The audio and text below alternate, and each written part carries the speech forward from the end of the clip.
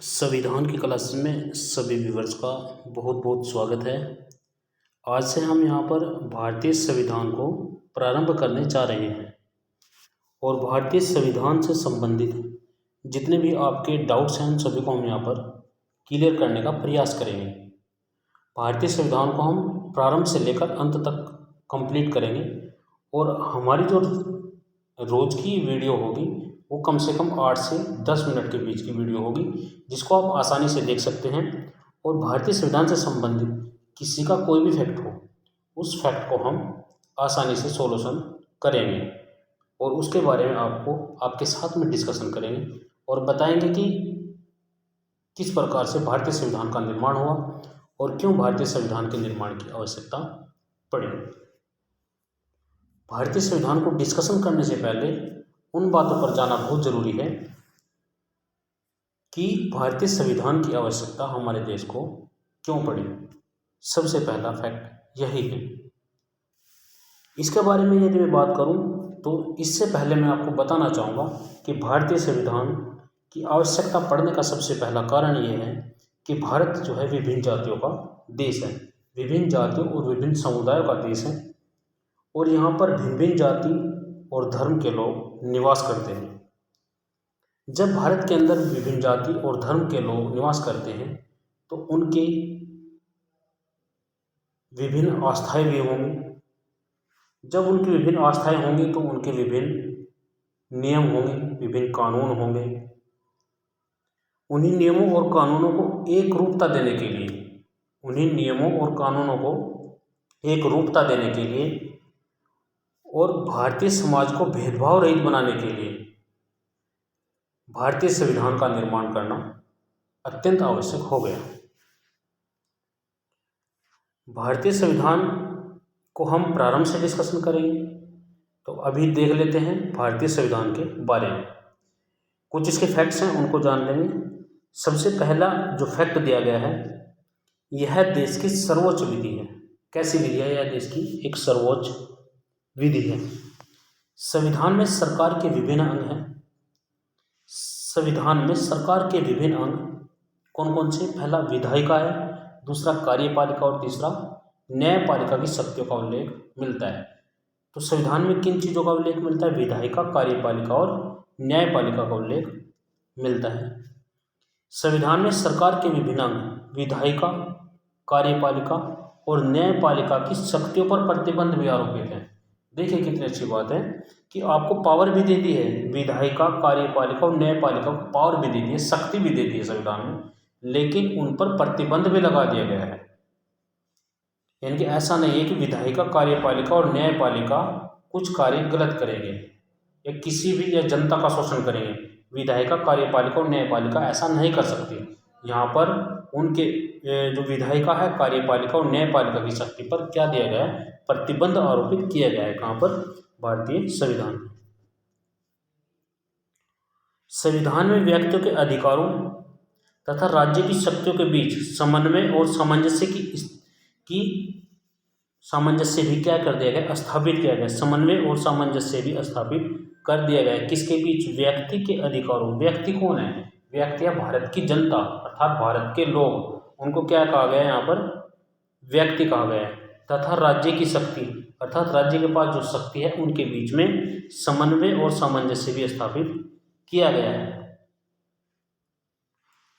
पांचवा जो फैक्ट दिया गया है, भारतीय संविधान केवल, भारत का जो संविधान है वह केवल शासन संचालन का दस्तावेज नहीं है। यानी कि केवल शासन संचालन का दस्तावेज नहीं है भारतीय संविधान, अपितु क्या है? अपितु संविधान में उन आदर्शों, लक्ष्यों और उद्देश्यों का उल्लेख किया गया है जिन्हें सरकार को प्राप्त करना चाहिए, जिन्हें सरकार को प्राप्त करना चाहिए, जिन्हें सरकार प्राप्त करना चाहती है।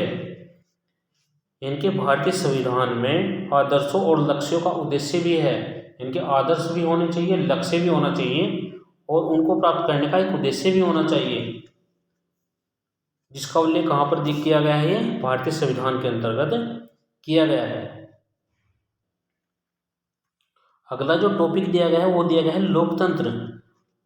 सभी लोग लोकतंत्र के बारे में जानते होंगे, जो नहीं जानते उनको हम यहाँ पर बताते हैं लोकतंत्र होता क्या है। लोकतंत्र मतलब, लोकतंत्र को हमने संधि विच्छेद कर दिया भैया।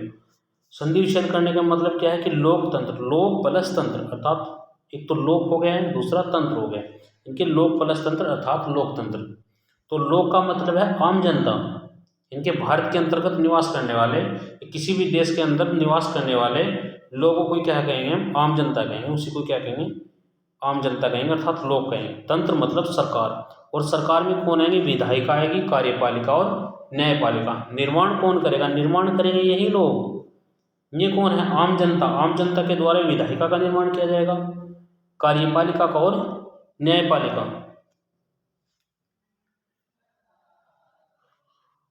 आम जनता में कौन आएगा, आम जनता में आएगा जनता की इच्छा का शासन होता है, जनता की इच्छा का शासन होता है कहाँ पर, लोकतंत्र में। दूसरा, प्रत्येक व्यक्ति की गरिमा का समान महत्व है। जितने भी व्यक्ति निवास करेंगे उन सभी की गरिमा का समान महत्व है। ऐसा नहीं है कि किसी एक विशेष व्यक्ति की गरिमा का अलग महत्व है, सभी व्यक्तियों की गरिमा का एक विशेष महत्व है, चाहे इसमें किसी भी जाति या धर्म से वो लोग ताल्लुक रखते हो या संबंध रखते हो। जनता की सहमति और जनता के निर्वाचन के परिणाम स्वरूप ही शासन होगा। इनकी जनता की सहमति होगी और निर्वाचन होगा, उसके द्वारा, सहमति और निर्वाचन के द्वारा किसका निर्माण किया जाएगा, विधायिका का निर्माण किया जाएगा, कार्यपालिका का निर्माण किया जाएगा। किसके द्वारा, निर्वाचन के द्वारा। अभी आगे देख लेंगे सरकार। सरकार किसको कहा गया है, सरकार, सरकार का मतलब क्या है, सरकार राज्य का मूर्त, सरकार राज्य का क्या है, मूर्त अर्थात दिखने वाला, यह व्यवहारिक रूप है। सरकार राज्य का क्या है, मूर्त या दिखने वाला या व्यवहारिक रूप है। सरकार के द्वारा एक भूभाग विशेष पर दंड के सर्वोच्च प्रयोग का अधिकार है।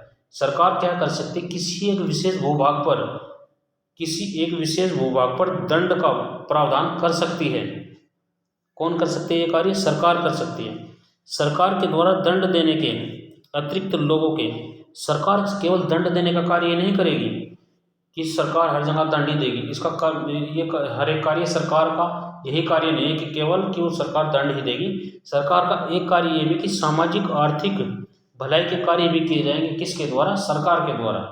और ये निर्णय ये कहाँ पर लिखा गया है, भारतीय संविधान में दिया गया है कि सरकार दंड भी देगी और जो जनता है उसके लिए सामाजिक आर्थिक भलाई के कार्य भी सरकार के द्वारा किए जाएंगे। इसलिए आज सरकार का स्वरूप कल्याणकारी भी हो गया है। इसलिए आज सरकार का स्वरूप किस प्रकार का हो गया है, कल्याणकारी भी हो गया है। सरकार के 3 अंग हैं। सरकार के 3 अंग कौन कौन से, पहला विधायिका है, दूसरा कार्यपालिका और तीसरा न्यायपालिका। सरकार के कितने हैं, 3 अंग हैं, विधायिका, कार्यपालिका और न्यायपालिका। यहाँ पर देखें हम विधायिका, विधायिका कितने प्रकार से विभाजित की गई है। विधायिका देखें यहाँ पर, पहला लोकसभा और दूसरा राज्यसभा। विधायिका को सबसे पहले 2 भाग में विभाजित किया गया है, पहला लोकसभा और दूसरा राज्यसभा। ये कहाँ पर है, केंद्र में अर्थात सेंटर में है। फिर विधायिका को ही राज्यों में विभाजित किया गया, पहला विधानसभा और दूसरा विधान परिषद। विधायिका को ही 2 भागों में डिवाइड किया गया, राज्यों में विधानसभा और विधान परिषद में। क्लियर है ना। उसके बाद में आता है कार्यपालिका। कार्यपालिका में 2 होते हैं, पहला एक अस्थायी कार्य और दूसरा अस्थायी कार्य। अस्थायी कार्य में कौन आएंगे, कार्यपालिका में सिविल सेवक, यानी कि जो IAS अधिकारी हैं वो किस में आएंगे, अस्थायी कार्य में। और अस्थायी कार्य में क्या आएंगे, संघ। अस्थायी कार्य में कौन आएंगे, कार्यपालिका में पहला संघ आएगा, दूसरा राष्ट्रपति, प्रधानमंत्री, मंत्रिपरिषद और राज्य।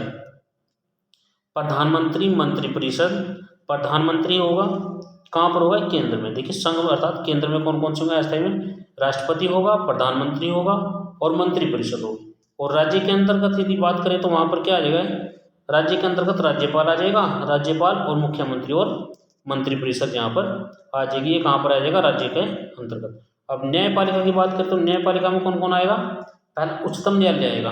क्या आएगा सबसे पहले, उच्चतम न्यायालय था high court, supreme court sorry. उसके बाद आएगा उच्च न्यायालय। उच्च न्यायालय के बाद आएगा क्या, जनपद न्यायालय सॉरी, जनपद न्यायालय। इनके सबसे पहले उच्चतम न्यायालय, फिर उसके बाद उच्च न्यायालय, फिर जनपद न्यायालय। जनपद द है, जनपद नहीं है, जनपद है, जनपद न्यायालय। तो उच्चतम न्यायालय का कार्य क्या है, उच्चतम न्यायालय का सबसे पहला कार्य विवादों का समाधान करना। क्या कार्य है, विवादों का समाधान करना। दूसरा कार्य क्या है, मूल अधिकारों की रक्षा करना। मूल अधिकारों के बारे में हम आपसे आगे डिस्कशन करेंगे कि हमारे कौन कौन से मूल अधिकार हैं। तीसरा क्या है, संविधान की व्याख्या करना। संविधान की व्याख्या करना ये भी किसका कार्य है? ये कार्य भी सुप्रीम कोर्ट का है, अर्थात उच्चतम न्यायालय का कार्य है। विवादों का समाधान करना भी उच्चतम न्यायालय का कार्य है। मूल अधिकारों की रक्षा करना भी उच्चतम न्यायालय का ही कार्य है।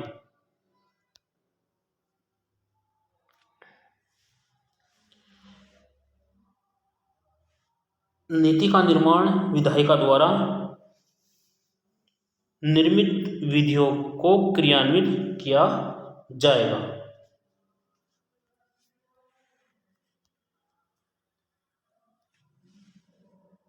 संवैधानिक अर्थात कॉन्स्टिट्यूशन, संविधान के किसी भाग में शामिल हो, संविधान के किसी भाग में शामिल हो तो उसको क्या बोलेंगे? संवैधानिक बोलेंगे। आपसे बहुत सारे प्रश्न पूछ लेते थे कि ये संवैधानिक है या फिर असंवैधानिक है। कुछ आपको कमेटी दे दी जाएंगी, कमेटी के बारे में पूछ रहे कि यह संवैधानिक कमेटी है या फिर असंवैधानिक है। तो सबसे पहला फैक्ट ये है कि संवैधानिक हम कहेंगे किसे? संवैधानिक हम किसको कहेंगे? संविधान के किसी भी भाग में शामिल हो, संविधान के किसी भी भाग में यदि शामिल है तो वो संवैधानिक होगा। मूल अधिकारों में हो, यदि मूल अधिकारों में हो अथवा संशोधन के द्वारा जोड़ा गया हो, या तो मूल अधिकारों में हो या फिर संशोधन के द्वारा जोड़ा गया हो, तो भी क्या होगा? संवैधानिक होगा। संवैधानिक से तात्पर्य आप समझ गए कि भारतीय संविधान में, मोटे मोटे शब्दों में कह सकते हैं कि भारतीय संविधान में उसका होना जरूरी है। अगर वो भारतीय संविधान में है तो संवैधानिक है, नहीं है तो असंवैधानिक है। ठीक है। सर्वोच्च विधि, जो भारत की सर्वोच्च विधि है, जैसे यूपीएससी होगी, सीएजी होगी, चुनाव आयोग, ये सभी क्या है? संवैधानिक विधि है। संवैधानिक विधि से देखिए यूपीएससी का लेख भी मिलता है भारतीय संविधान में, सीएजी का मिलता है, चुनाव आयोग